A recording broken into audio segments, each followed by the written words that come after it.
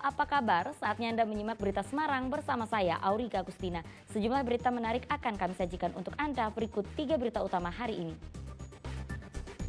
Truk pengangkut tebu terguling di Jalan Raya Solo Jogja Ceper Klaten dan menimpa seorang pengendara sepeda motor hingga tewas. PPDB daring untuk masuk sekolah negeri dibuka luas. Sekolah swasta di Kota Semarang tetap kebanjiran pendaftar. Turnamen sepak bola Piala AFF U16 di Solo berakhir. Indonesia juara ketiga setelah melibas Vietnam 5 gol tanpa balas.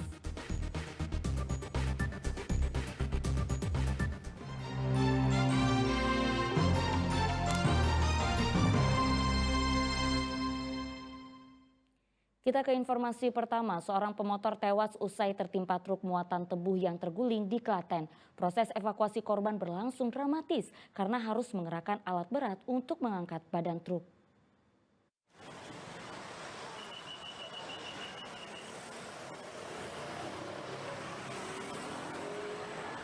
Kecelakaan maut terjadi Rabu petang di Jalan Raya Solo Jogja di wilayah Ceper Klaten. Truk bermuatan tebu terguling menimpa motor. Pengendara motor bernama Juwari tewas tertimpa truk yang terguling.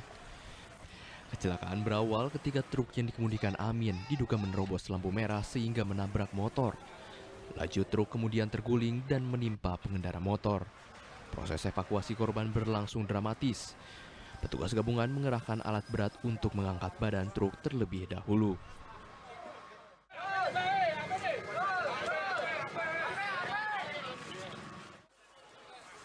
Selanjutnya petugas mengevakuasi jenazah korban dan membawanya ke Rumah Sakit Suraji, Tirtonogoro, Klaten. Kendaraan truk berjalan daerah Solo, sedangkan sepeda motor berjalan daerah Medan, kemudian bermaksud menyeberang ke arah Meger. Dan kejadian diduga kendaraan truk menerobos lampu merah, sehingga jarak dekat tidak bisa menghindar sehingga truk membentur sepeda motor. Tempat terguling Pak atau gimana? Ya, setelah membentur banting ke kiri sehingga kendaraan truk terguling. Menimpa apa Pak? Menimpa sepeda motor. Ada korban jiwa Pak? Korban jiwa 1 orang. Seluruh barang bukti kendaraan dan pengemudi truk dibawa ke kantor unit Gakum Satlantas Polres Klaten. Krisna Agung melaporkan dari Kabupaten Klaten. Berita selanjutnya, sebuah bangunan tempat karaoke berlantai 3 di jalur Pantura Alas Roban Batang dieksekusi petugas pengadilan setelah dilakukan pelelangan. Pemilik pasrah kendati hutang hanya 150 juta rupiah, sedangkan bangunan tempat karaoke bernilai 1,5 miliar rupiah.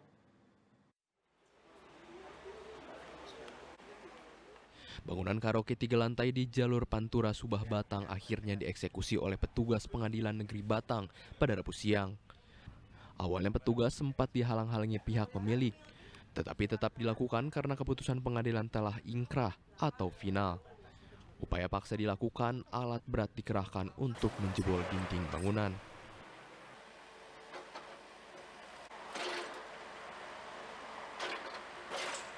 Eksekusi dilakukan karena pemilik bangunan memiliki hutang kepada bank dan tidak bisa menyelesaikan tanggung jawabnya, sehingga pihak perbankan melelangkan bangunan tersebut yang menjadi jaminan. Ya, untuk kegiatan ini harus dilaksanakan eksekusi ya, yang sudah putusan ingkrah. Jadi sekarang kita melaksanakan eksekusi seperti ini. Pembobolan dari depan karena di belakang tidak dikasih izin sama pemiliknya, jadi kita harus aksesnya lewat depan. Pemilik bangunan menyesalkan eksekusi bangunan karena nilai hutang jauh lebih kecil dari nilai bangunan 3 lantai yang bernilai miliaran rupiah. Kita ikutin hukum negara aja kan gitu. Cuma ini kan sebetulnya kesalahan aja dari pengertian dari si pihak sama-sama korban yang namanya Pak Arif Jogja. Oh, berarti kesalahan utama sebenarnya dari pihak bank, dari karena bangkrut ya? Saya tidak menyalahkan, saya tidak menyalahkan itu loh ya Pak Arif ya, apalagi menyalahkan pengadilan enggak ya kan gitu. Dari pihak banknya? Dari pihak banknya sampai hari ini kan, dan orang seperti saya kan korbannya banyak di mana-mana.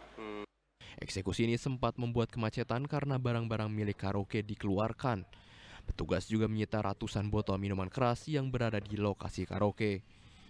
Kuncoro Wijayanto melaporkan dari Batang. Dalam pelaksanaan pilkada mendatang, Bawaslu Kota Salatiga mengingatkan kembali netralitas ASN dan anggota TNI Polri. Bawaslu melakukan patroli siber untuk memastikan tidak ada dukungan spesifik terhadap calon tertentu oleh ASN, TNI, dan Polri. Badan Pengawas Pemilu Kota Salatiga memberikan sosialisasi kepada seluruh Panwascam dari seluruh kecamatan di Kota Salatiga. Materi sosialisasi antara lain pentingnya netralitas bagi seluruh aparatur sipil negara dan anggota TNI Polri. Bawaslu juga mengadakan patroli cyber yang mengawasi ASN dan aparat TNI Polri di media sosial. Jika terdapat indikasi baik dari ASN maupun TNI Polri, disinyalir tidak netral bakal ditindak. Sosialisasi ini terkait netralitas ASN, TNI dan Polri.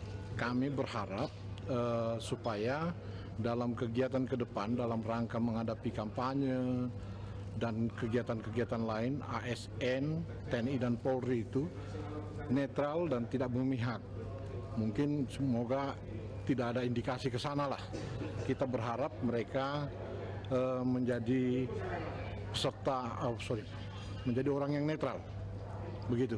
Dari undang-undang tentang ASN sampai kepada SE dari Menpan, di mana ASN itu tidak boleh terpengaruh dan tidak boleh melakukan hal-hal yang nantinya berpihak pada pihak-pihak tertentu. Karena peran dan fungsi dari ASN itu salah satunya adalah pemersatu bangsa, kemudian dia pelayan masyarakat. Pentingnya netralitas ASN dan TNI Polri sangat penting untuk menjaga pelaksanaan demokrasi berjalan dengan adil. Yulianto melaporkan dari Kota Salatiga.